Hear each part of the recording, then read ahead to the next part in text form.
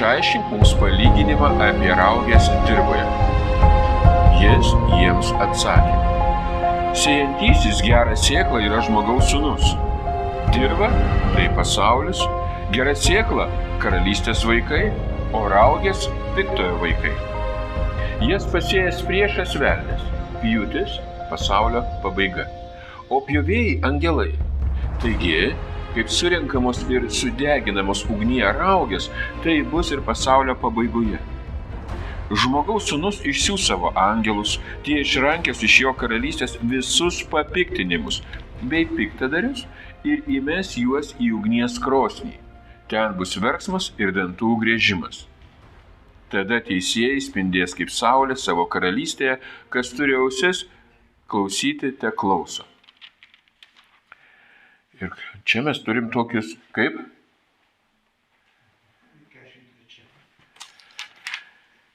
43. Jo, tai. Savo karalystėje? Savo tėvo karalystėje, mūsų vertimas. O kaip? Ne, tu sakai savo karalystėje. Aš žiūrėjau, čia tėvuškai. Gerai. Teisėjai spindės kaip saulė savo tėvo karalystėje. Ja, aš paskubėjau. Kas turi ausis klausyti, klauso. Savo tėvo karalystėje. Bet vertimas tas pats, ne? Ja. Taigi, dabar klausimas. Kas yra, kaip mes pradėjom čia skaityti, raugės? Yra paaiškinimas. Raugės piktojo vaikai. Yra Dievo vaikai, tai reiškia Abraomo palikuonys, ne? Ir yra piktojo vaikai. Toliau čia mes kalbame apie pasaulio pabaigą. Kas yra pasaulio pabaiga? Ir aišku, mes visi kaip galvojam, tai čia, ir taip, ir aš tikėjau, kad pasaulio pabaiga štai ateis, viskas nebeliks ir yra tas laikas. Bet dabar supraskime, kam Jėzus čia kalbėjo. Išaiškino šitą išaiškino šitą palyginimą, ne? Nes dabar toliau seka po šito, ką jisai pasakė, ar ne, dar kartą. Pagrindas ir priežastis buvo, kas čia spindės, kaip saulė savo tėvo karalystė. Kas turi ausis, klausyti, klauso. Kas turi ausis, ir jisai čia kalba jau išrinktiesiems tiem mokiniams.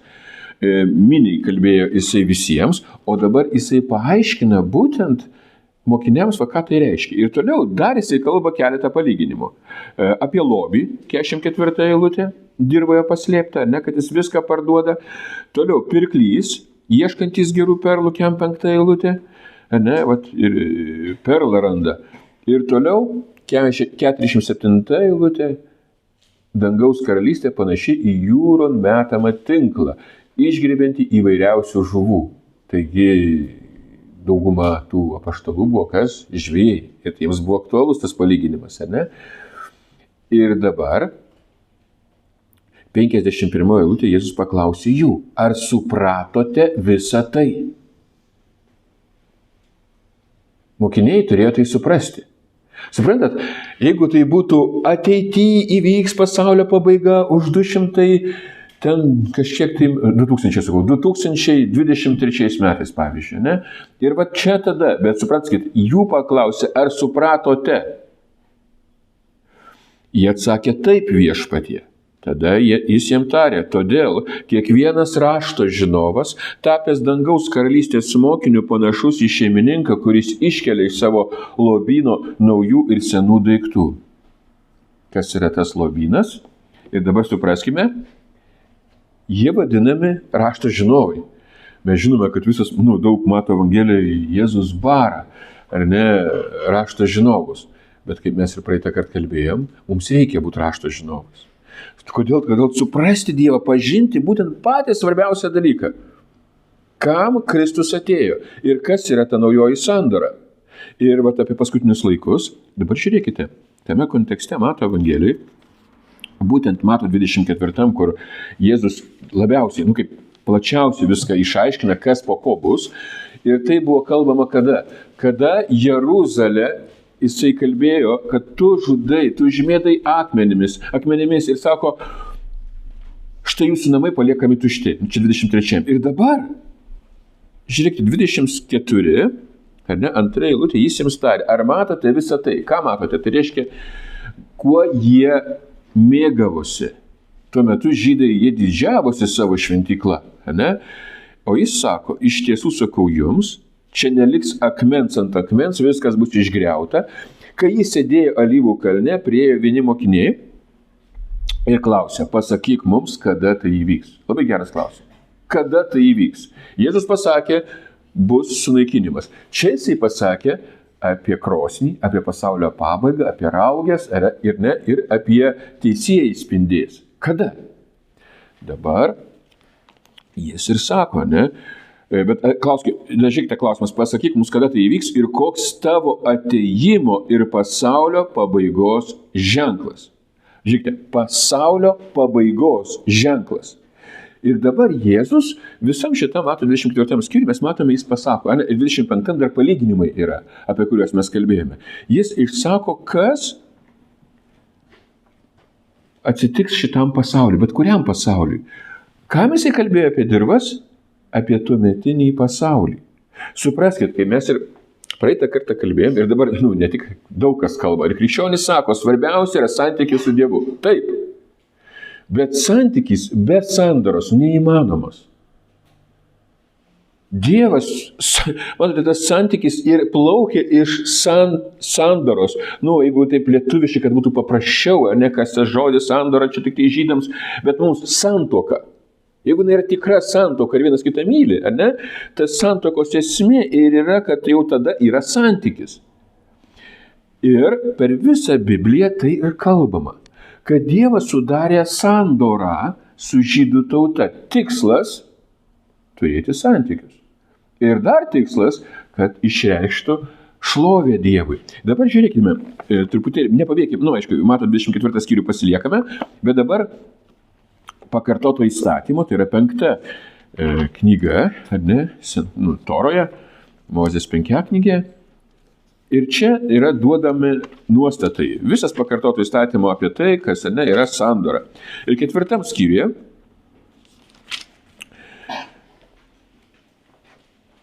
mes skaitome, pirmą eilutę, klausyk Izraelį, įstatymų ir paliepimų, kurių jūs mokau, kad juos vykdydami gyventumėte ir užėmę paveldėtumėte žemę, kurią viešpats jūsų Dievas jums duoda. Matote, kad paveldėtumėte žemę. Kurią žemę? Ir mes žinome, kad kai jie buvo dykumoje, Dievas nurodė, va štai už Jordano bus ta pažado žemė, Viduržemio jūra, netgi ten iki Eufrato. Toks buvo pažadas. Bet dabar supraskite, koks buvo viso šito tikslas. Matote, šitą žemę ir labai dažnai, jinai, ir mes dar pamatysime, tai vadinami tuo metiniu pasauliu. Jau kai kalba pranašai, tai kas vyksta. Ir turim suprasti, va šitai žemiai, šitai sistemai, kurią dabar Dievas daro, o ta sistema ir yra iš pagrindo, tai, matote, Dievas nesukūrė sistemą, žmonės sukūrė sistemą, bet Dievas parodė sandorą. Kam visą tai reikalinga? Kam reikalinga šventykla? Ir kur ta šventykla turi būti, ar ne? Kaip jinai turi būti pastatyta? Kokie turi būti aukojimai? Ir dabar žiūrėkite. Jisai sako toliau, nieko nepridėkite prie mano įstatymų ir nieko iš jų neatimkite. Laikykitės viešpaties jūsų Dievo įsakymų, kuriuos jums skelbiu. Sandora, ne? Tai sako dabar, nieko negalite pakeisti, laikykite šito ir kas bus? Sako, kad gyventumėte. Tikslas, kad gyventumėte. Ir dabar, žiūrėkite, čia pat 13 eilutė, šitam pačiam skyriuje sakoma, jis jums paskelbė savo sandorą ir įsakė ją vykdyti. Jis užrašė 10 įsakymų 2 akmeninėse plokštėse. Matote, jis tai reiškia Dievas, ne? Sandora paskelbta. Ne? Prieš tai dar kalbama, kad viešpats kalbėjo iš kur? Iš ugnies. Ne? Ir mes skaitome, kad viskas palaikoma ugniai, tai reiškia, ta epocha buvo, mes dar prieisim prie to, palaikyta ugniai. Šitam teismui, šitai krosniai, kuri turėjo vykti tada, kada žmonės atmes Dievą. Tai reiškia, kokie žmonės, ne viso pasaulio žmonės, bet būtent tie, kurie įėjo į tą sandorą. Ir dabar 14 eilutė, ir įsakė man mokyti, tai reiškia, Mozė turėjo mokyti, Mozė turėjo duoti tos įstatymus išaiškinimą, netas ir taip toliau, bet juos mokyti Jis sakė, mano mokyti jūs vykdyti tos įsakymus. Matote, mokyti, vykdyti. Ne tik, kad juos išmokyti ir viskas, bet juos turėjo vykdyti. O kaip galėjo juos vykdyti? Mes žinome tik tikėjimu, taip? Sako, vykdyti tos įsakymus ir paliepimus žemėje, kurią paveldėsite. Pats Mozė jis nepaveldėjo, mes žinome, ne? Jozuė turėjo tą paveldėjimą. Ir su visa žydų tauta jie įėjo, su hebrajų tauta. Bet dabar dar čia nepabėkime, žiūrėkime 23 eilutę. Neužmirškite viešpaties savo Dievo sandoros, kurią jis su jumis sudarė, ir nedarykite savo jokio drožinio ar atvaizdo, nes viešpats tai uždraudė. Viešpats tavo Dievas yra naikinanti ugnis, pavydus Dievas. Dabar atkreipime dėmesį. Čia mes kalbame, įmes piktadarius į ugnies krosnį. Ir ne tik šitoje, tai daug kur pasakyta, Mato Evangelijoje, Luko, ne, ir Morkaus, parašyta apie ugnies krosnį, kam jinai skirta. Dar kartą, 24 eilutė pakartotų įstatymą 4 skyrius. Viešpats tavo Dievas ir naikinanti ugnis, pavydus Dievas, jei gyvendami žemę, kai susilauksite vaikų ir vaikaičių, suteršite save ir pasidarysite drožinių ir atvaizdų ir darysite piktą viešpatės savo Dievo akise, jį supykdydami. Aš šaukiu šiandien liudytojų dangų ir žemę, kad taip eldamiesi, jūs žūsite krašte. Matote, žūsite reiškia jau nebeliks kažko tai. Ir toliau pasakyta, kurį perėję per Jordaną paveldėsite, negyvensite jame ilgai, bet būsite visai sunaikinti. Matote, būsite visai sunaikinti. Ką čia pasaulio pabaiga? Taip, va šita prasme, tai ir kalbama apie pasaulio pabaigą. Apie sandoros pabaigą.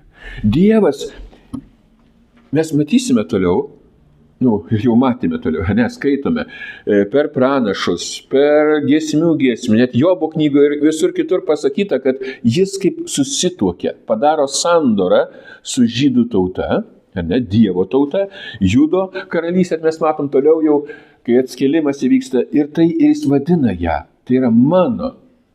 Tu esi mano sužadėtinė arba net žmona. Ir mes matom visiškai kitą pusę apreiškimo knygoje. Kaip apreiškimo knygoje mes dvi moteris matom. Viena yra paleistuvė, taip, Babelė. Babelės paleistuvė ta. Ir nuotaka. Ir štai čia mes ir matome, tas sunaikinimas ir buvo reikalingas, kad tai buvo teismas tai nuotakai. Bet kuria prasme, tai ką, Dievas norėjo viską išžudyti ir viskas nebuvo šansų. Jiems buvo duodamas šansas visada. Kaip mes ir romiečiams laiške skaitome ir kitur laiškuose likutis. Taip, Dievas išrinko tą likutį iš tos, kad išeitų iš tos Babelės ir būtų sandorai su Dievu. Ir prieisim netgi patys baisiausi žmonės toje kabutėse nuotakoje, kuri jau, kaip, ta nuotaka jinai buvo tuo metu, net ne nuotaka, jinai buvo potenciali nuotaka. Jinai niekada neturėjo to santykio su Dievu, jinai turėjo tik tai tikėjimu tikintieji žmonės. Bet jinai buvo taip vadinama, kad turėjo tai išsipildyti. Tai buvo šešėlis nurodantis į naują sandorą. Dabar sugrįžkime, būtent, kad mes suprastume, kai kalbama Jėzus apie palyginimus, būtent kur apie pasaulio pabaigą, apie krosnį. Ir čia kaip mes nuostabiai perskaitėme, ne, yra tas Jėzaus išaiškinimas. Tai paprastai, kas yra dirva, ne, ir kas yra pasaulio pabaiga, ir kas yra sėjėjas. Ir dabar sugrįžkime dar į Mato 24 skyrių. Ir kai čia jisai viską pradeda pasakoti, ne? Aišku, mes visos skyriaus dabar neskaitysime, nes mes jau daug kartų nagrinėjame, skaitėme, bet dabar prieikime prie tų tam tikrų punktų, kurie taip realiai išsipildė ir aprašyti pranašuose ir apreiškimo knygoje. Dabar žiūrėkime 14 eilutę. Ir bus paskelbta ši karalystės evangelija visame pasaulyje paliudyti visoms tautoms ir tada ateis galas. Kada ateis? Tai čia kada jau va. Mes dabar turime skelbti evangeliją po visą pasaulį, eiti, būti misionieriais, evangelizuoti. Paskutinis ten aborigenas kažkur įtikėjo ir ateis galas. Ar apie tai kalbama buvo? Dabar dar kartą. Aišku, mes turim viską po žodžiu skaityti, bet dabar žiūrėkime toliau. Todėl, sekantį eilutę, kada pamatysite per pranašą Danielių paskelbtą naikinimo bjaurastį stovinčią šventoje vietoje, kas skaitote, jie išmano. Matote, kai skaitote, tai jie išmano. Ir mes jau žinome, kad netrukus visą tai išsipildė. Gal sakysiu, kaip čia gali būti netrukus čiagi, apie pasaulio pabaigos tam tikros, kaip mes įpratę skaityti laikos. Ne, būkime nuoseklūs, žiūrėkime toliau. 16 eilutė. Tada, kas bus judėjai, te bėga į kalnus. Ir čia, kai iš anksčiau skaitydavau šitą ir man toks aiškinimas buvo, kad va čia matote, čia taip, čia apie judėją, o ten apie visus. Apie pasaulio pabaigą kalbama. Ir matote, 24 skyriui yra eilutė ten, va taip, čia ne chronologiškai, palaukit. Klausimas buvo mokinių koks, koks tavo atėjimo ir pasaulio pabaigos ženklas. Dabar atsiminkime, jeigu čia istorija labai jau ten domėtis, galite nesidomėti, bet jeigu pasidomėtumėte, Juozapas Flavijus puikiai viską tą aprašo. Kas ten buvo, kai romėnai įėjo į tą šventyklą, kai jie atsiklaupė ir pagarbino Cezarį šventykloje, tie dalykai sakys, gal čia įvyko, gal neįvyko, bet pažiūrėkime visą visumą. Dar kartą, tada, kas bus judėjai. Čia nekalbame, bus Lietuvoje tikinti žmonės, ir va staiga ateis, arba čia, kurie bus palikti ir taip toliau. Dabar žiūrėkite, kam čia skirta? Klausimas buvo mokinių labai konkretus. Kada ateis va šitos epochos, kaip mes ir skaitome, pabaiga. Kada bus ta pjūtis? Aišku, mes galime kažkuria, tai prasme, pjūties principai yra ir dabar, bet pagrindinė pjūtis buvo tada, nes sena sandora turėjo tam tikrą dalyką atlikti. Jinai nurodė į ką? Į Kristų. Ir dabar, kaip mes tikintieji, supraskite, mes patikime į kryžių. Mes mirštam šitam pasauliu ir mes dabar turime santykį su Dievu, bet per ką? Per sandorą. Sandora išsipildė. Supraskite, tas tikslas buvo, mes čia skaitome, čia taip, ateis galas ir tada judėjai, bėkite į kalnus, bet čia, žiūrėk, kaip čia tai suprantama, kažkokio nuoseklumo nėra, bet dar kartą. Žiūrėkit, istorija tai liudija. Buvo baisiausias laikotarpis, tai buvo tas, 3,5 metų, kai valdė Neronas ir pradėta krikščionybės didysis persekiojimas, tai buvo 1 amžiuje. Ir buvo taip pat apgultis Jeruzalės. Romėnai apgulė Jeruzalę, bet tuo metu, 68 metais, įvyko tenai neramumai pačioj Romoje. Neronas nusižudė ir taip toliau. Ir buvo momentas, kai iš Jeruzalės žmonės galėjo pasitraukti. Apgultis ta didžioji, kaip lyg pasibaigė. Lyg tai atėjo ramybės laikas, nors iš tikrųjų nebuvo ramybės laikas. Netrukus vėl sugrįžo ir buvo visiškas sunaikinimas. Ir dabar, žiūrėkite, kodėl buvo tas perspėjimas Dievo vaikams tikintiesiems, tie, kas buvo sandoroje. O tiems teisiesiems, mes dar prieisim prie šito, bet dabar žiūrėkite, kas bus judėjai, te bėga į kalnus. Ir jie pabėgo.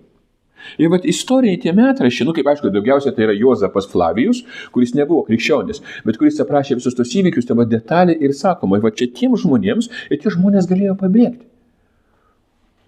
Ir apie tai kalba ne tik Mato Evangelija, bet dar truputėlį pažiūrėkime, dar vaizdžiau aprašo būtent tą patį įvykį Lukas. Luko Evangelijoje 21 skyrius.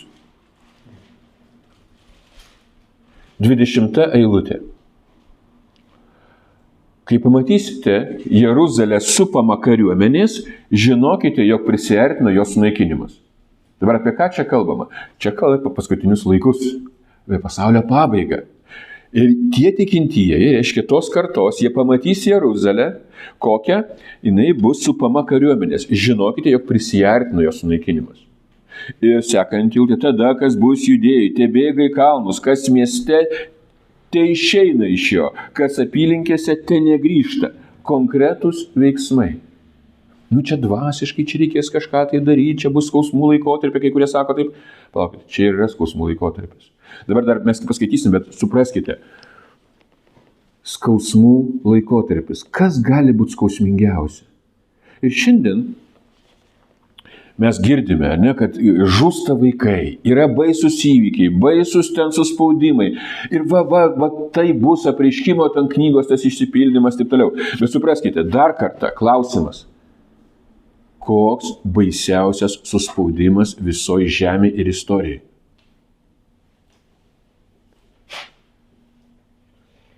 Jėzus Kristus miršta ant kryžiaus.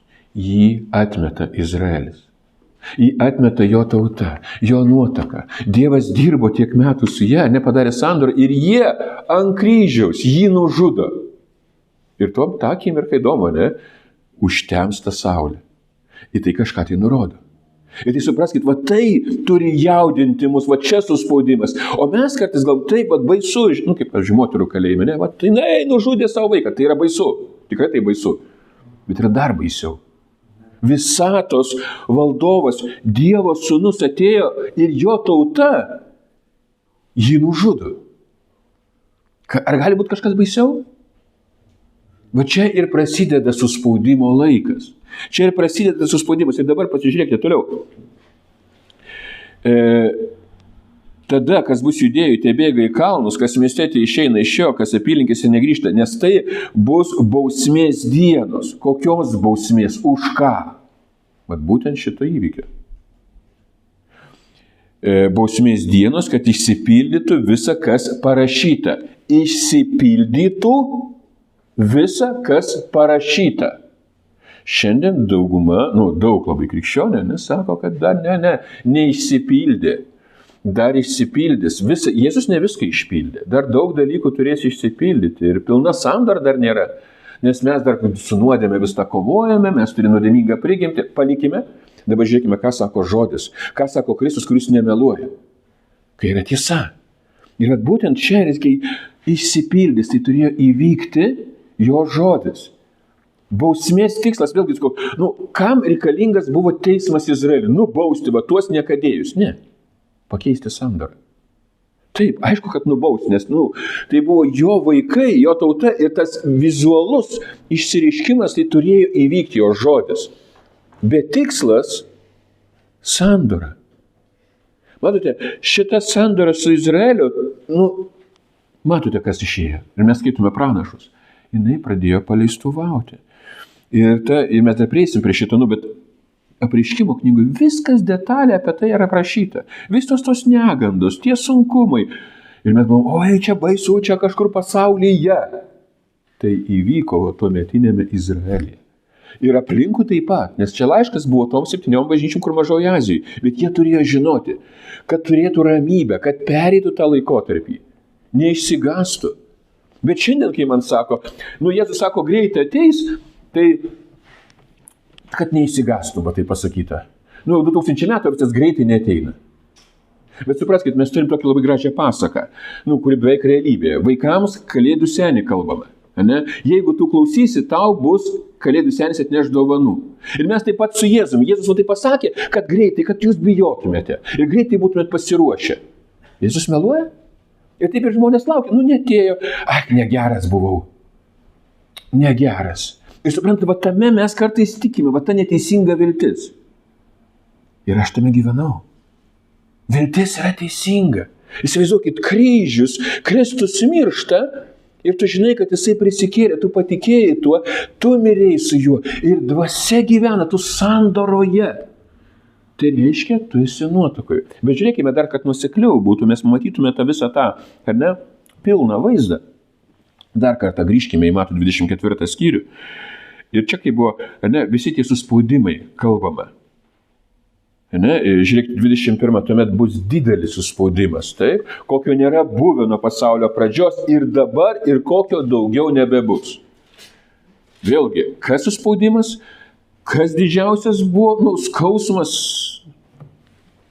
visatos valdovo, kūrėjo Dievo sūnus mirė ant kryžiaus. Ir prasidėjo persekiojimai. Jeigu mes atsimintume, kas vyko Nerono laikais, kai krikščionės buvo kaip fakelai Romoje ten pakabinami ir uždegami. O toliau, tas būtent Jeruzalėj. Kai mes skaitom Jeremijo pranašystės, ten mes matome, motinos valgės, ne tik žudė vaikus, bet jos valgė. Ten tokie žiaurumai, aš nenoriu dabar minėti. Vien tik tai kraujas. Ir tai vyko 70 metais. Motinos valgė savo vaikus. Supraskit, tas suspaudimas buvo. Sako, kokio daugiau nebebus, bet palauk, taigi daug suspaudimo aplinkui. Dabar apie kokį laiką čia kalbame. Dar kartą pasižiūrėkime 29 eilutė, čia visi tie įvykiai, taip, ir dabar 29 eilutė čia pasakyta, taip pat Jėzus sako, po tų suspaudimo dienų saulė užtems, mėnulis nebeduos šviesos, žvaigždės kris iš dangaus ir dangaus jėgos bus sudrebintos. Ir mes taip pat tai matome Apreiškimo knygoje. Tai kur čia krenta žvaigždės? Dabar žiūrėkite. Mes skaitom antradieniais, ne?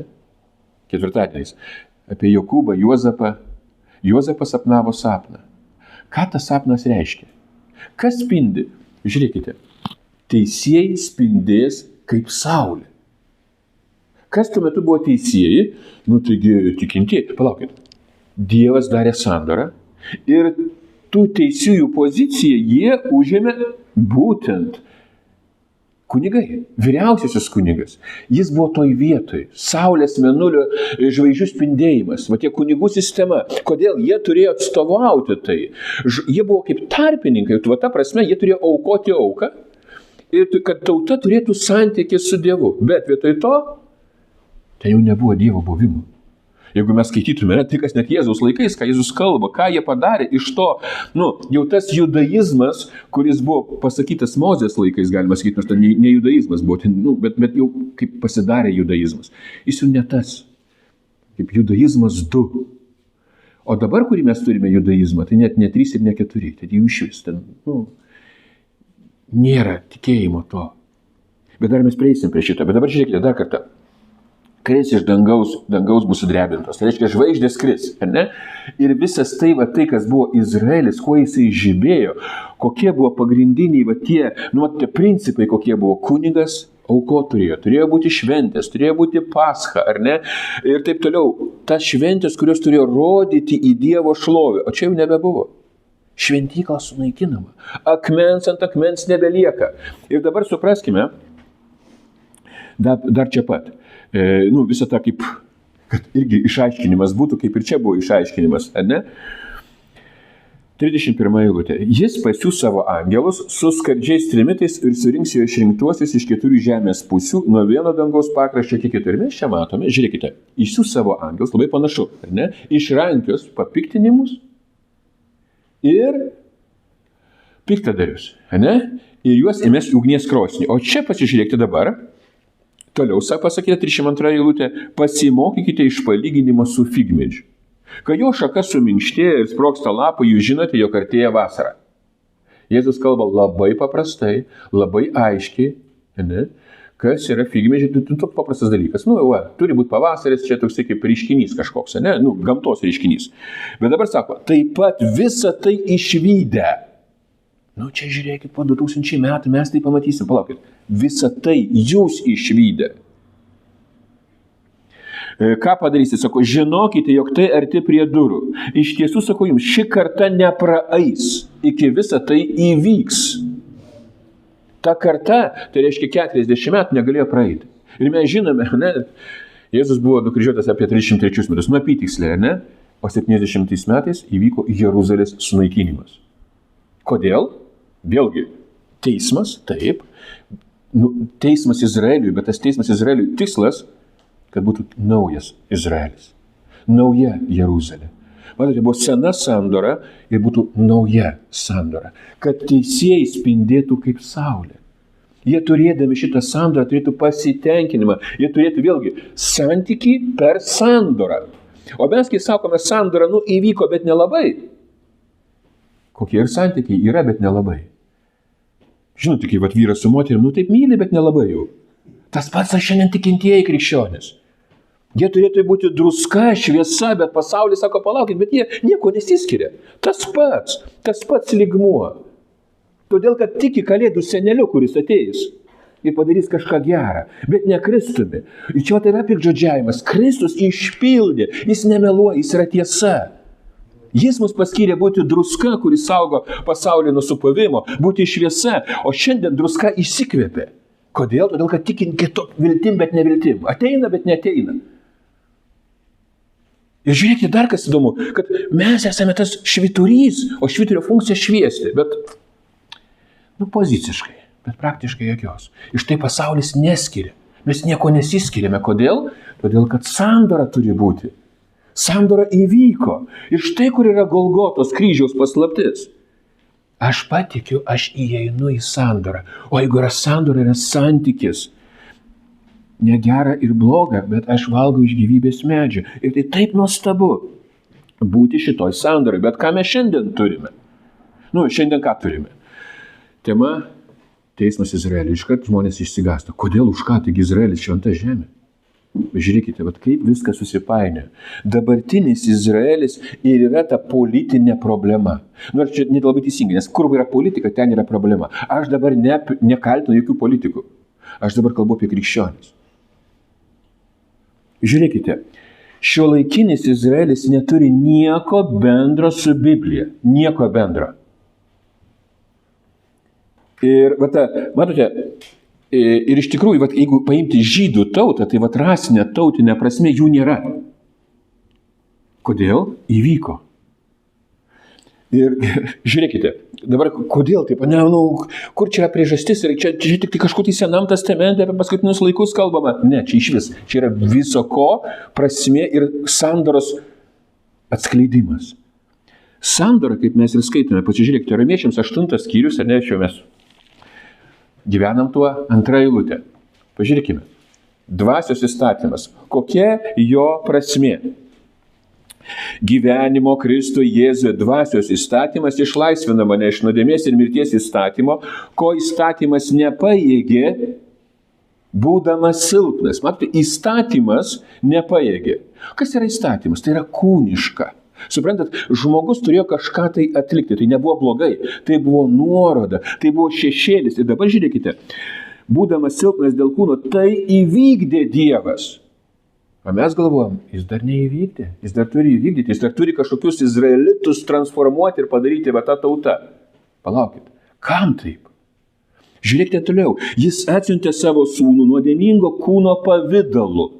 Kūno pavidalu. Kam? Dėl nuodėmės ir pasmerkė nuodėmę kūne. Kūnas negali paveldėti Dievo karalystės. Ir kai mes kalbam apie tą kažkokį tai Izraelį, kuris ne vienas žydas negali įrodyti, jog jis yra žydas. Genetiškai. Šiuolaikinis aš turiu minty, nes netikras žydas. Bet dabar aš nieko neturiu prieš tautas, prieš šalis. Supraskite tai. Dabar dar kartą. Sekanti eilutė, tai reiškia, pasmerkė nuodėmę kūne, kad įstatymo teisumas išsipildytų mumyse, gyvenančiose ne pagal kūną, bet pagal dvasią. Supraskite, išsipildytų mumyse gyvenančiose ne pagal kūną. Šiandien sakoma, kad yra 80 metai Izraelis kūne. Žiūrėkit, kas yra Abraomo palikuonis? Romiečiams laiške mes labai aiškiai skaitome, 2 skyriui. Tas, kas tiki. Ir yra Abraomo palikuonis. Bet čia mes girdime kartais ir aš tai nesuprantu. Ne tik, kad nesuprantu, čia nieks nesupras. Yra dvasinis žydas, o yra fizinis žydas. Tai yra, tu esi dvasinis krikščionis, bet ne fizinis. Ar kaip? Žiūrėkite, dar kartą. Kai Kristus atliko ir ką mes skaitam laiškuose, dabar jau tautiškumas neturi prasmės, jokios dvasinės. Nebėra dabar nei žydo, nei graiko, nei skito, nei barbaro, tai toliau. Nebėra.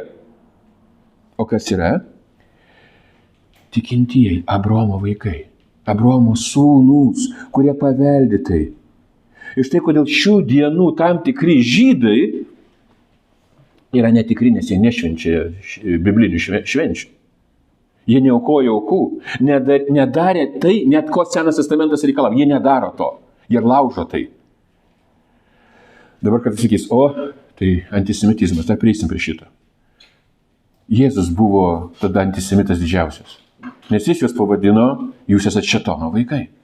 O jie galvoja, kad jie Abraomo. Bet tuos pavadino, ne šitus. Šitie, kaip sakau, nieko neturi bendro. Nėra šiandien ne vieno žydo, kuris galėtų įrodyti genealogiškai, kad jis yra žydas. Dabar paaiškinsiu paprastai. Anksčiau domėjausi labai istoriją, ir dabar domiuosi. Bet įsivaizduokit, dabar mes lietuviai, taip, pagal tautiškumą mes galim sakyti, taip, aš iš savo giminės, aš žinau, kiek aš atseku, pavyzdžiui, iš mamos giminės, ten tik tai lietuviai. Iš tėvo dar biškai kažkas ten buvo ir lenkų lyg tai. Bet dabar, žiūrėkit, jeigu šiandien aš pasakyčiau tokį dalyką, aš esu prūsas, kaip tai atskambėtų? sakytų kažkas jau ne taip. Nėra prūsų, išnyko. O kada jie išnyko? 18 amžiaus pradžioje. Atsimenat, buvo prūsai, buvo tokia baltų gentis. Suprantate, tai nėra labai sudėtinga. Ne, Latviai, lietuviai liko, o prūsų nebėra. Bet, kai prūsai išnyko, kaip tik tuo metu buvo Prūsija valstybė. Atsimenate, ne, vokiečių valstybė. Jinai paėmė tą pavadinimą, bet ir jos nebeliko. Suprantat? Dabar Vokietija yra, Prūsijos nėra. Bet ką čia yra? Šiandien, kai sako, aš esu izraelitas, jis bando sakyti tai, ko jau 2000 metų nėra. Prūsų nėra nuo 18 amžiaus. Ir dabar yra grupė žmonių, kurie pasivadina save prūsais. Prūsų judėjimas. Tegul pasivadina. Niekas nei draudžia, nei galima, nei negalima, bet jie tokie nėra. Išnyko jie. Prūsai, jeigu tai paimsim 18 amžiaus pradžioj, jie susimaišė su lietuviais, su lenkais, su vokiečiais ir viskas, tautos neliko. Žydai tuo labiau. Bet kai čia visą tai įvyko, kai vyko tas Jeruzalės sunaikinimas, jau nebuvo įmanoma atsekti, visi būtinai aišku susimaišė. Bet va čia tas politinis judėjimas, kuris aišku, turintis ekonominį tikslų, taip toliau, bet dabar nežinom. Bet vėlgi, palikim politiką. Bet ką daro krikščionis? Krikščionis sako, va tas Izraelis, reikia jiems padėti. Tas Izraelis žudo palestiniečius. Aš dabar nesakau, arabai geri, blogi. Palestinoje yra virš 100 000, gal daugiau, net statistiškai ten 200 000 krikščionių. Nesvarbu kokios konfesijos. Ir jie dabar žūsta. Mes palaikom tą Izraelį. Bet supraskit, čia kažkas ne taip. Sakau, mes, kaip tame politikoje, teisus, geras, galim turėti savo nuomonę, viskas tvarkoj, bet sandora pakeista, grįžtam į pačią esmę. Kaip pakeista? Hebrajams laiške mes tai skaitom, nukaršo. Ir tai nėra dabar, ką aš sakau, antisemitizmas, jokių būdų. Galite, kas nori vadinti, Jėzų galima vadinti antisemitu. Bet dabar pasižiūrėkim, ką Jėzus sakė apie tuometinius žydus. Apreiškimo 3:9 Filadelfijos bažnyčiai.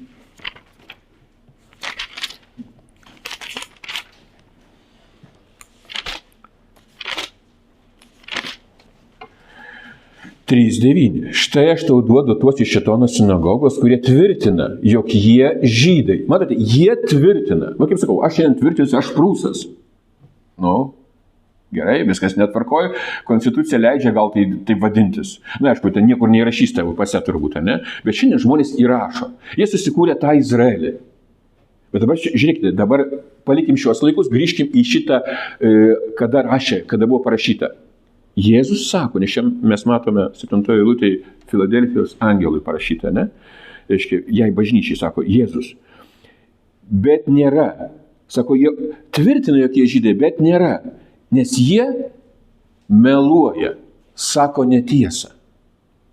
Jie ne žydai. Kodėl? Nes tikras žydas, tas, kas apipjaustyta širdyje. Kas patikėjo, kas įėjo į sandorą. Ir čia toliau sako, taigi, padarysiu, kad jie ateitų, pultų tau po kojų ir suprastų, jog aš pamilau tave. Ir kai mes jau praėjusį kartą apie tai kalbėjome, ne? Kiekvienas iš mūsų toksai buvo. Netikras žydas, kuris turim savo kažką, tai savo teisumą ir mes puolėm Kristui. Mes puolėm pamatydami tai žodis. O žodis kalbamas per bažnyčią, per tą nuotaką. Dar prieisime prie šitą. Bet dabar taip pat, čia buvo 3:9, dabar 2:9 apreiškimo. Aš žinau tavo darbus ir priespaudą, ir tavo skurdą, o vis dėlto tu turtingas. Pamenat, mes kalbėjom, Smirnos bažnyčia buvo turtinga. Kuo? Tikėjimu. Išlaikė tikėjimą, taip? Ir kaip tau piktžodžiauja tie, kurie sakosi esą žydai, bet nėra tokie, o tik Šėtono sinagoga. Jėzus aiškiai pasakė, jie yra Šėtono sinagoga. Ir šiandien sakytų, tai palauk, aš čia vadinu, ir ten kažkur tai, čia ukmergė, ukmergė jau nėra sinagogos, ne, bet ten kitur. Ne, dabar iš vis nėra sinagogų, tik tai vadinami. Ir dabar nėra žydų. Todėl aš nieko čia mes antisemitizmų nekaltinam. Suprantat, mes, atvirkščiai, mes nesame antisemitai. Mes esame Dievo vaikai. O Jėzus sakė, buvo velnio vaikai. Štai ir kas tiki Kristumi, taip, tu jau mirėjai su Kristumi. Įvyko tai, pamenate, Kristus mirė, aš mirštu, panardinti, o tai ir yra Izraelis. Tai ir yra Izraelis. Ir štai, bet kodėl, kai mes girdime, kad mes privalom remti tuos, kas nekenčia Dievo, Tie, kas atmesta Kristų. Nes matote, Jono laiškos ir Evangelijoje pasakyta, kas neigia sūnų, tas neigia Dievą tėvą. Šiandien Izraelė tai vyksta. Ir kodėl? Krikščionis turi tai remti. Bet supraskite, ir va čia ir yra. Mes, kai skaitėme, taip pat antradienį, labai nuostabus Apaštalų darbų 17 skyrius, bet dabar apie ką ten buvo kalbama? Apie Tesalonikus, kai ten irgi sukurstė žydai ir kaltino ko krikščionis, kad jūs turite kitą karalių. Bet dabar pasižiūrėkime, nukeliaukime truputėlį, pamastykime, kaip gyveno ta bažnyčia Tesalonikų. 1 Tesalonikiečiams 2 skyrius, nuo 14 eilutės. Tesalonikų bažnyčia, mes ir kalbėjome, kad tas laiškas buvo netrukus parašytas. Gal pusę metų, nedaugiau metų, kai jis buvo parašytas nuo apsilankimo Tesalonikos ir kai ten gimė bendruomenė. Ir dabar jam buvo pasakyta, jūs, broliai, tapote sekėjais Dievo bažnyčių Kristuje Jėzuje, kurios yra Judėjoje. Jūs tą patį iškentėjote nuo savo tautiečių, kaip ir jos nuo žydų, kurie, ką padarė? Nužudė viešpatį Jėzų ir savo pranašus ir persekiojo mus. Jie nepatinka Dievui ir yra priešiški visiems žmonėms. Nes draudžia mums skelbti pagonims, kad šie būtų išgelbėti. Taip jie nuolat pildo savo nuodėmių saiką. Ir dabar atkreipkime dėmesį, mūsų temoje tai yra ir jiems artinasi galutinė Dievo rūstybė. Galutinė rūstybė. Viskas. Su tais žydais pabaigta. Tada palauti, ką visi žydai Likutis yra. Viskas tvarkoj. Likutis jisai niekur nedingo. Ir čia kaip mes dar kartą skaitome. Žiūrėkit. 15 eilutės 2 dalis. Jie nepatinka Dievui. Ar matote? Tada kaip gali nepatikti Dievui? Dievasgi nešališkas, jis myli visus žmonės, bet supraskite. Jie buvo nuotaka paleistuvė. Kaip tai gali būti? Ir turėjo būti nuotaka, turėjo būti žmona, o jinai paleistuvavo. Ir štai, kodėl mes ir skaitome, ir dar keletą rašto vietų yra, buvo net skyrybų raštas. Viskas. Skiriuosi. Kodėl? O, čia koks Dievas piktas. Ne, jis norėjo duoti naują sandorą. Įrašo širdyse. Štai kas yra nuostabiausia. Štai kas ir yra būti tuo žydų. Suprantate? O kitaip čia mes ir matome, artinasi galutinė Dievo rūstybė. Dabar dar žiūrėkime. Petro pamokslas, Apaštalų darbų 2 skyrius. Ir čia pamenate, kai kalbėjo Petras būtent tiems žmonėms, kaip mes sakome, lygtai Dievas nekentė jų. Kuria prasme? Pasižiūrėkime. Apaštalų darbų 2:36. Tad tvirtai žinokite visi Izraelio namai. Dabar kreipkite dėmesį, kam kalba Petras. Tvirtai žinokite Izraelio namai. Tuo metu, mes žinome, buvo perinamas laikotarpis. Koks laikotarpis? Perinamas sandoros laikotarpis. Karalystė jau atėjo. Jėzus gimė Betliejuje. Sėkla krito į žemę. Ir prasidėjo veiksmas. Gyvybė. Žmonės tai matė. Bet Izraelio namai dar buvo. Bet jie turėjo didelę problemą. Kokią problemą? Žiūrėkite. Dievas padarė viešpačiu ir Kristumi tą Jėzų, kurį jūs nukryžiavote. Štai kur yra problema. Buvo problema, bet aišku, Dievas tai leido. Tikslas koksai, ką ir viskas. Jie nužudė, jie yra prakeikti. Ne. Likutis. Sekantį eilutę. Tie žodžiai vėrė jiems širdį. Kokiem čia žmonėms? Žudikams vėrė? Ne. Teisėjai spindės kaip saulė. Jiem vėrė širdį ir kas buvo? Jie klausė Petro ir kitų apaštalų, ką mums daryti, vyrai broliai. Šiandien, jeigu paimti tą Izraelį, ten, kur vyksta dabar tie visi neramumai, ar taip žmonės sako, ką mums daryti? Jie bėga pas krikščionis ir maldauja? Ne. Pagal įstatymus šiandien draudžiama skelbti Evangeliją, atvertinėti judėjus į krikščionybę. Yra griežtai draudžiama. Jokios ten, demokratija, kaip ir visam pasaulyje tai demokratija. Bet supraskime čia, tie žmonės, tais laikais, taip jie suprato, ką jie padarė. Likutis, ne visi. Jeruzalėje buvo teismas. Bet tie, kas, kaip mes ir matome, pranašuose, Elijas, kaip sakė, yra 7000, kurie nesulenkė kelių. Ir buvo tada tie. Dievas atmetė Izraelį, kai romiečiams mes skaitome, ne, jokių būdų. Turi likutį. Bet pabaigta sandora. Dabar visi įeina į tai. Dabar, matote, ir kaip yra ta pasaulio pabaiga, kai mes skaitome, tai pabaiga Izraelio, tos senos sandaros. Ir dabar dar kartą, čia pačiai pradžioje, mes Danutė apie tai kalbėjom, apreiškimo 1:1. Kam skirta apreiškimo knyga? Pirmas skyrius, pirma eilutė. Jėzus Kristus apreiškimas, kurį Dievas jam davė, kad jis atskleistų savo tarnams, kas turi greitai įvykti. Per savo pasiųstą angelą jis padarė jį žinomą savajam tarnui Jonui. Atkreipkime dėmesį. Brangieji, mylimieji, žiūrėkite, greitai turi įvykti. Ir kaip aš buvau išmokytas, taip, čia 2000 metų tas greitai. Mes turim greitai žinoti, kad jau kiekviena karta turi žinoti, Tai Jėzus sakė, kaip? Tiesa? Bet mes žinome jau.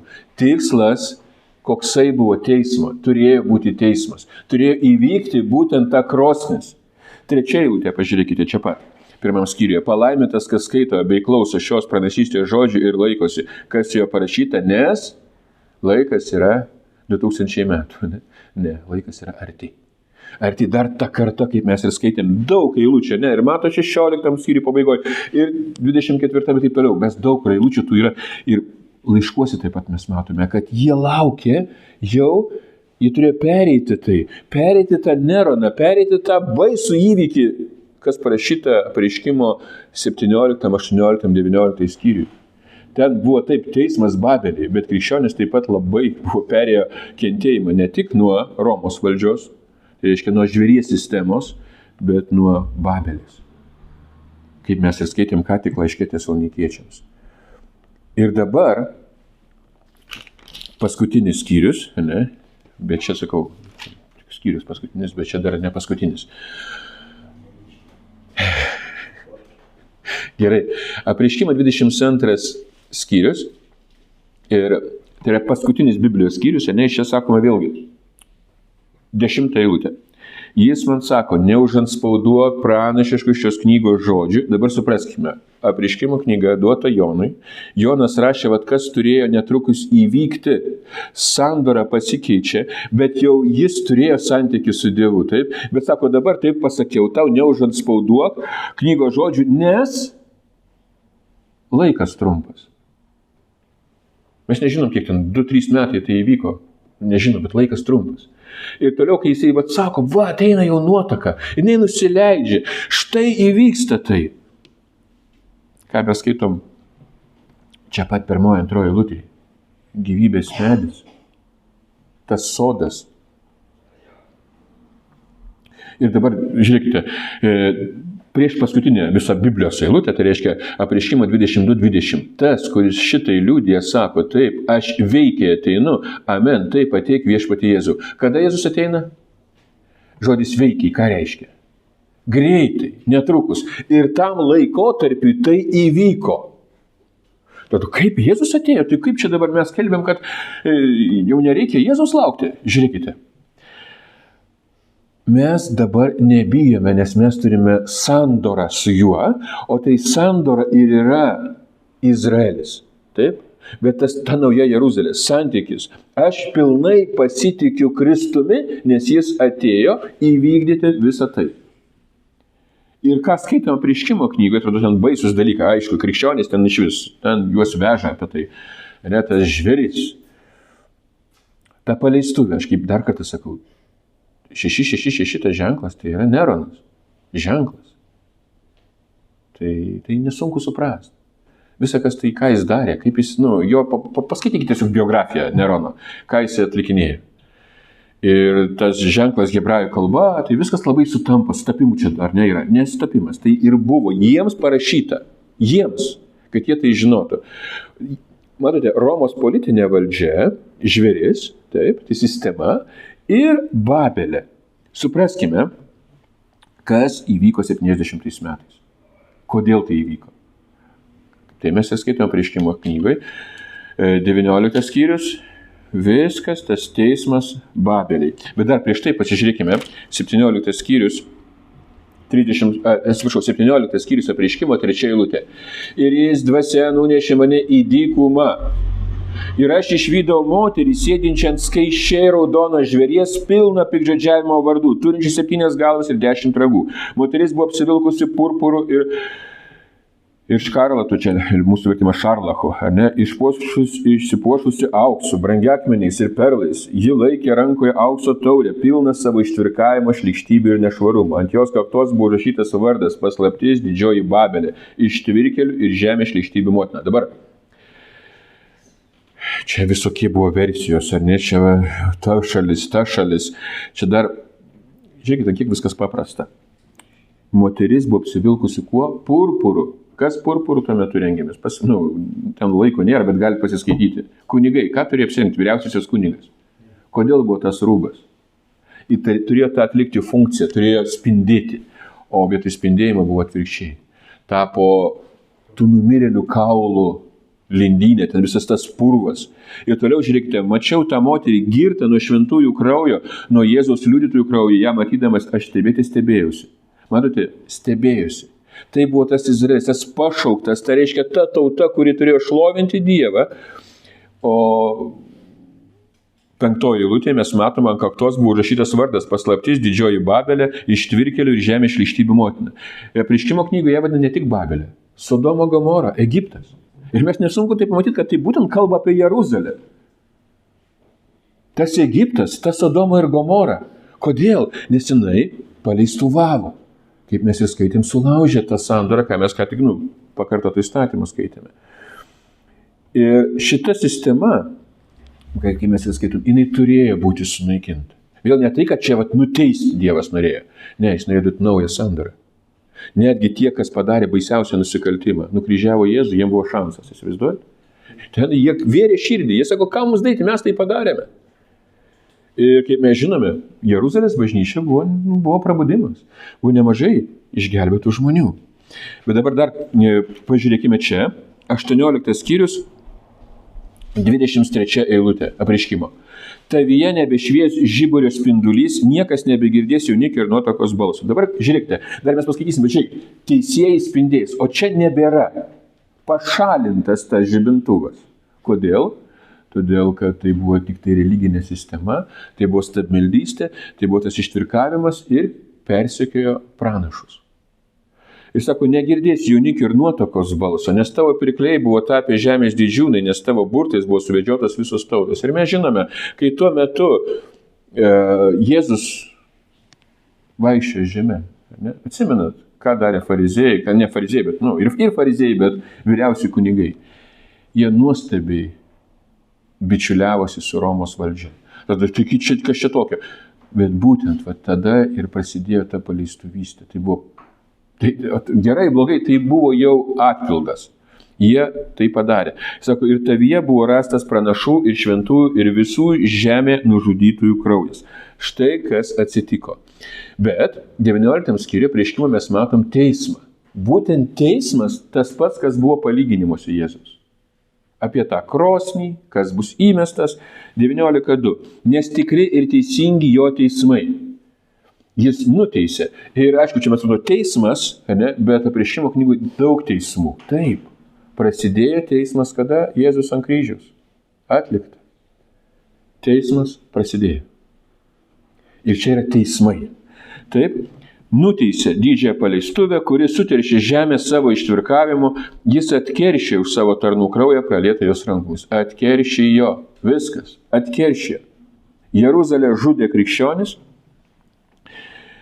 naikino, tikslas koksai, Jeruzalės tų vadovų norėjo išnaikinti krikščionybę. Bet dabar labai įdomus dar suvokimas. Žiūrėkite, atsiminkime Apaštalų darbų, 7 skyrius, prieš pat mirtį Stepanas, kai jį užmėtė akmenimis. Ką jis apie juos pasakė?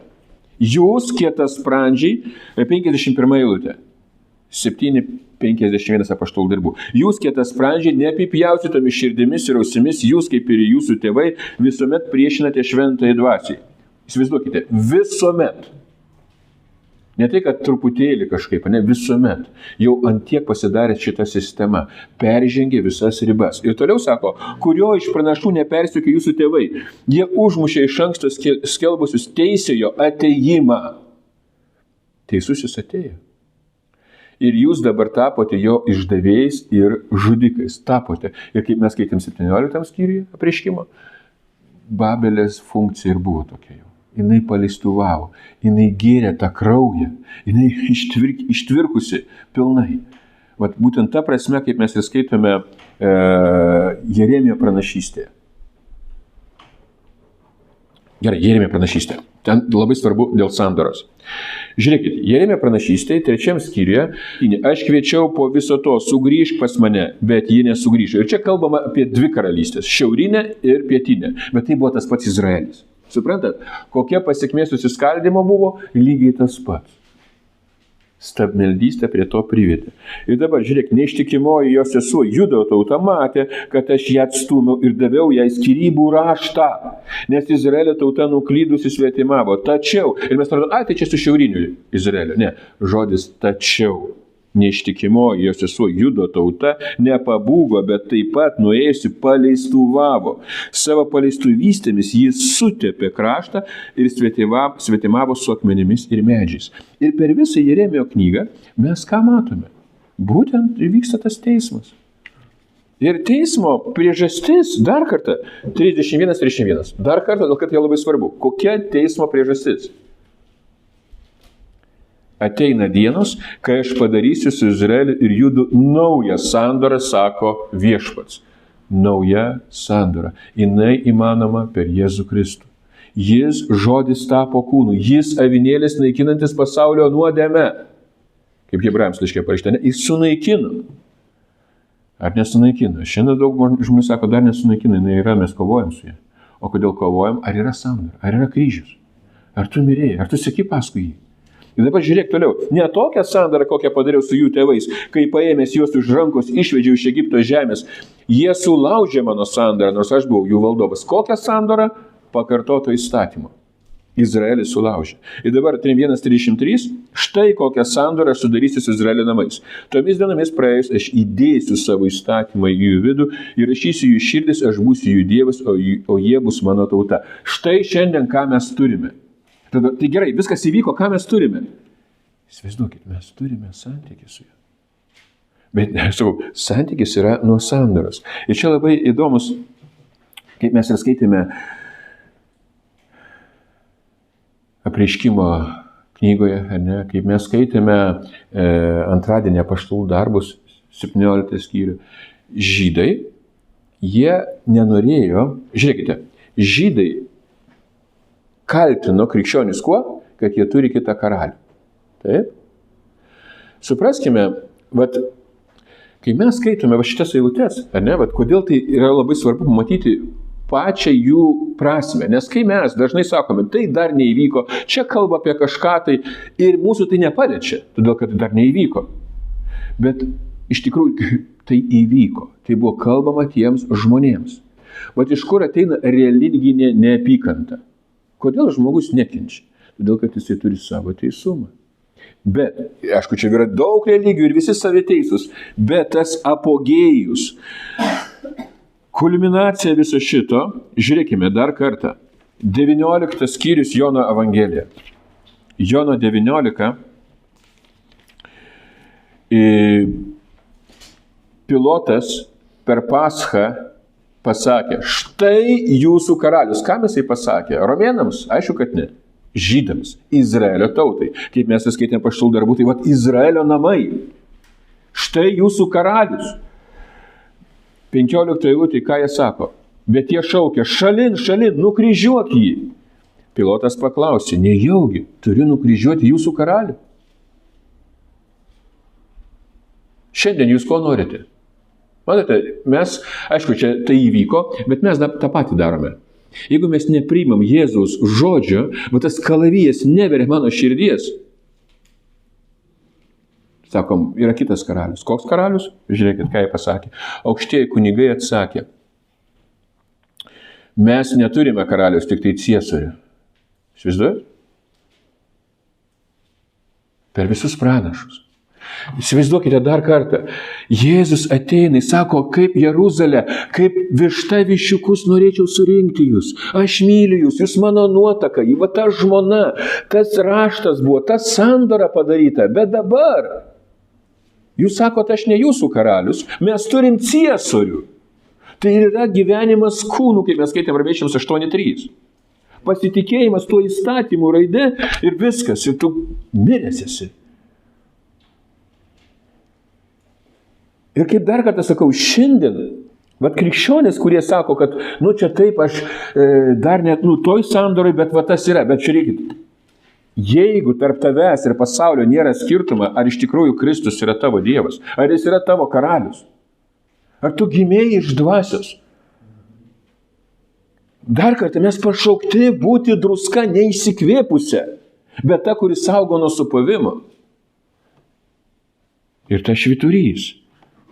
Ir kai mes skaitom, supraskite, šitas palyginimas, taip, mes jau užsitęsėm, bet turiu pasakyti pagrindą. Kodėl viltis skiriasi anksčiau ir dabar? Arba kaip žmonės turi. Viltį, kaip aš sakau, tikėti kalėdų seneliu. Aš esu palau, prie ko čia, kaip mesgi Kristumi tikim. Bet kartais taip ir pasitaiko. Taip ir yra. Jis dar neatėjo. Ir viltis, kad kažkada tai aš gyvensiu sandorį. Mesgi skaitome Apreiškimo knygą, va štai šventykloj. Taip, aš laukiu, kada ten aš su juo būsiu. Bet dabar, ką mes perskaitėme Romiečiams 8.2, 8.3? Mes dabar esame šventykla. Dabar ir esame šventykla.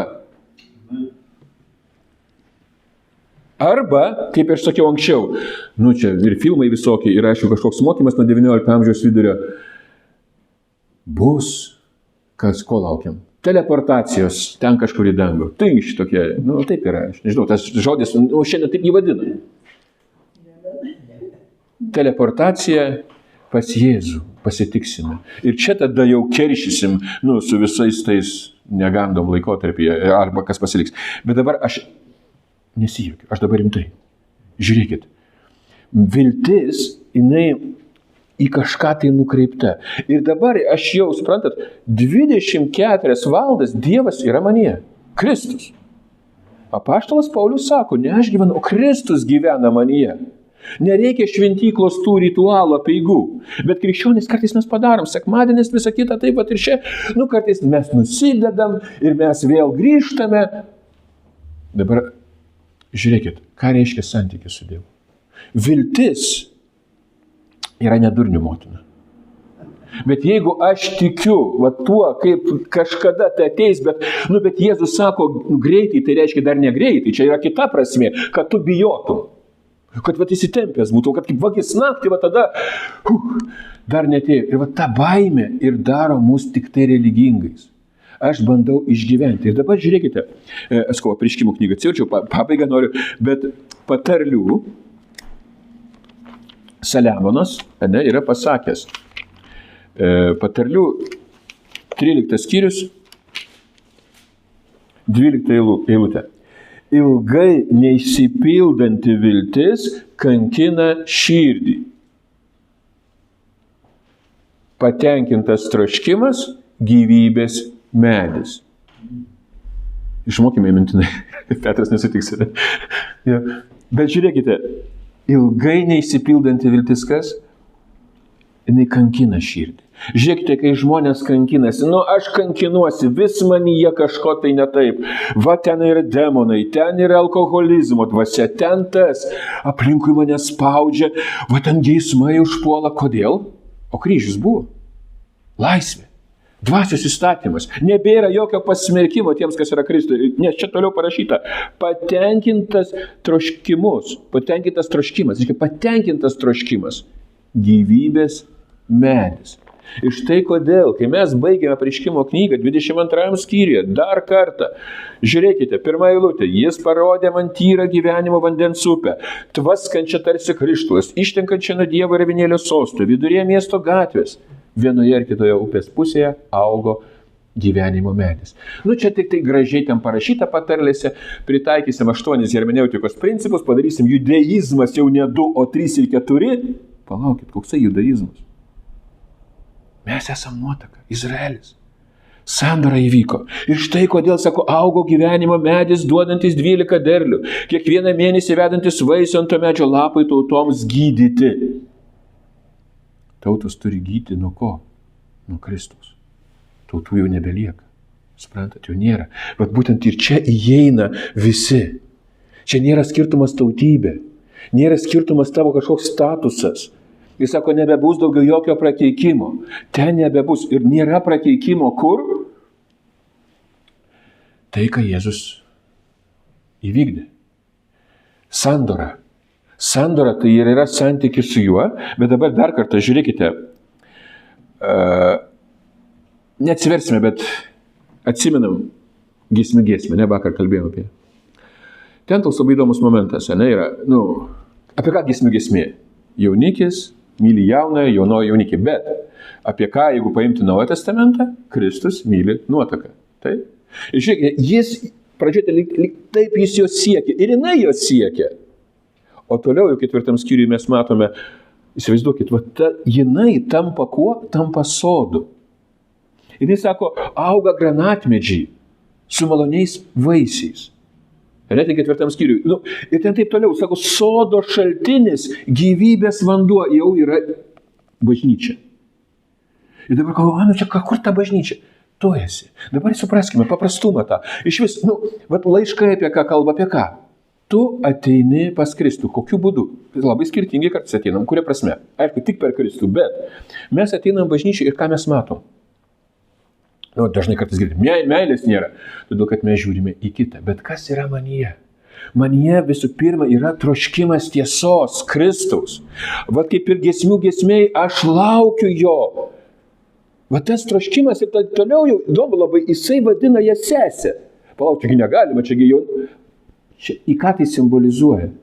Į ką tai nurodo? Į ką tai šešėlis? Prigimtis tampa ta pati.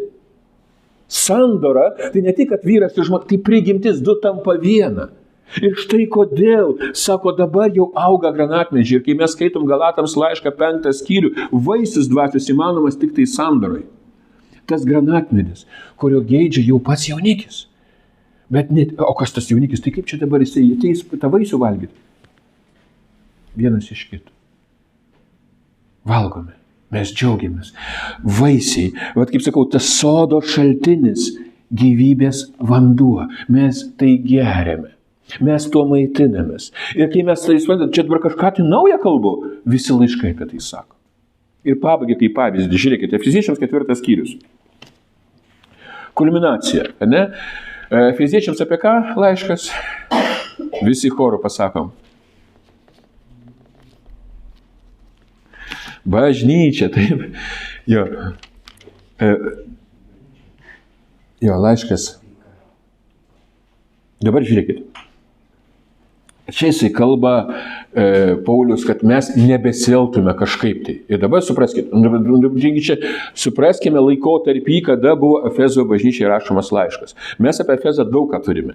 Ne? Apaštalų darbai, 20 skyrius. Ne? Ten visą ten susitikimas su 19 pabaiga. Toliau laiškas Efeziečiams, apreiškimo knygui. Skaitom apie Efezo bažnyčią. Dabar supraskime. Jie išgirdo žodį, ar ne? Dar tas buvo irgi perinamas laikotarpis. Bažnyčios tik tai statėsi. Tas buvo kūdikystė. Ir dabar jos augo, ar ne? Ir dabar Paulius ir sako, kad jūs nebesieltume, kaip elgitės pagonys dėl savo proto tuštybės. 18 eilutėj, jų protas aptemęs, jie atskirti nuo Dievo gyvenimo. Štai kur problema žmogaus. Ne alkoholis ar narkotikai, bet nuo gyvenimo atskirtas. Suprantat? Va čia ir yra atskirti nuo gyvenimo dėl neišmanimo bei širdies suakmenėjimo. Širdis negali priimti, širdis negali palyginimų suprasti. Todėl reikia koledžų. Bet jie nepadeda. Gal ir padeda kažkam, bet esmė kokia, žiūrėkit. Štai kur yra esmė. Sako, jų širdies suakmenėje, jie sustabarėję, pasidavę gašlumą, nepasotinami, daro visus nešvarius darbus. Palikime dabar tai, darėme, taip? Bet dabar jūs ne taip pažinote Kristų. Matote, ką tai reiškia? Pažinote, tai reiškia jau ne tik supratau. Bet tai, kas yra tiesa, nes ten toliau pasakyta, juk iš jo girdėti ir išmokoti, nes tiesa yra Jėzuje. Kitose vertimuose, nes kokia tiesa yra Jėzuje, kokia tiesa yra Jėzuje. Ir va ta kokia tiesa, va tai ir yra, tu priimi jį, priimi realybę, tikrovę. Ne tik, kad poziciškai, praktiškai čia taip sudėlioja, čia dvasinis kūniškas, tikrovė, realybė. Kokia realybė? Kad privalu atsižadėti seno žmogaus, ankstesnio gyvenimo būdo, žlugančio gaulingais geismais ir, čia arba kitur ne ir, bet tiesiog atsinaujinti savo proto dvasia. Žiūrėkite, atsinaujinti savo proto dvasia ir apsirengti naujų žmogumi. Ką reiškia Apreiškimo 21-22 skyrius Nauja Jeruzalė? Tu apsirengi, kada įvyko sandora. Jėzus sušuko atlikta. Dabar tu eini šventų švenčiausiai, nereikia ten kažkokių tai dalykų tau pereidinėti ir išradinėti. Judaizmų kažkokių, krikščioniškų judaizmų. Bet tu jau turi santykį. Tu matai, tu eini, tu mėgaujasi, kaip ir sakau, 24 valandas per parą. 7 dienas per savaitę. Tu turi tai. Santykis nuo sandoros. Ir štai tu atsinaujini sutvertu pagal Dievo teisume ir tiesos šventume. Tad atmetę melą, kiekvienas te kalba tiesą savo artimai, nes esame vieni kitų nariai. Atsiminkime giesmę. Ką tai reiškia? Kiekvienas tikintis tampa tas sodas. Kai jis jau pereina tai. Taip jis pirmą pamato tą jaunikį. Dievas taip pamilo pasaulį. Viskas, man tas, kai mes toliau šitam palyginime kalbam ten apie perlą. Jis tas perlas, jis tas turtas, aš viską palieku. Ir pradžia tokia ir yra giesmė. O tas kada jis ateis tas jaunikis? Ir dabar ateina suvokimas, ateina. Ir kai mes skaitome laiške Efeziečiams, ta realybė atmetė melą, kalbam tiesą. Granatmedžiai, tie vaisiai, ten toliau parašyta myra, kvapalai, tu tuo daliniesi, nes kitame yra Kristus. Ir jis irgi valgo tai. Suprantate, mes tuo džiaugiamės. Ir štai, kas yra viltis, ne tai, kad kažkur tai kažkada tai tas įvyks, mes to laukiame. Dabar tai įvyksta. Ar tu lauki šito, ar tu turi tai? Va tas sodas, va tas gyvojo vandens šaltinis. Ir jau tai šaltinis, jau ne tai, kad bažnyčia, bet asmeniškai, va tie žmonės, gyvieji akmenys. Čia yra namai, Izraelio namai, Dievo namai iš gyvųjų akmenų. Štai kodėl tai svarbu pamatyti, kad teisėjai spindės kaip saulė, o dabar jau spindi kaip saulė, nes Kristus spindi. Čia ne iš manęs, o čia kažkaip tai čia taip paprastai labai. Tai būtent Kristus atliko.